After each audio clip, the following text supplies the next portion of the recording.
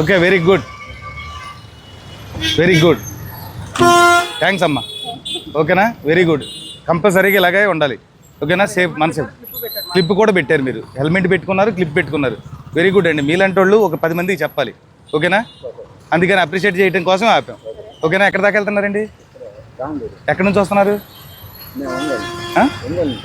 ఒంగోలు నుంచి. Very good, very good. ఇది మా ఓకేనా, thank you sir, thank you, thank you అమ్మా. సార్ పక్కన ఈ హెల్మెట్ పెట్టుకున్నారు. ఓకే, ఏమన్నా ప్రయోజనం ఉందా?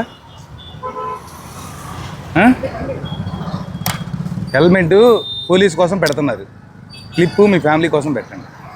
ఓకేనా, ఎందుకంటే ఈ సంవత్సరంలో ఈ 3 నెలల్లో హెల్మెట్ లేక చనిపోయిన వాళ్ళు 42 మంది ఉంటే, హెల్మెట్ పెట్టి క్లిప్ పెట్టకుండా చనిపోయిన వాళ్ళు 4 ఉన్నారు. అర్థమైందా? పడంగానే ఫస్ట్ ఇది పడిపోద్ది. ఎందుకని ఇక్కడ లేదు కదా, బేస్ లేదు కదా, తర్వాత వెళ్ళి అర్థమైందా? అది ఓకే. అయినా ఆపా, ఎందుకని?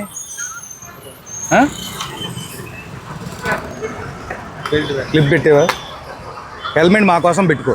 ఓకేనా, పోలీస్ కోసం పెట్టావు.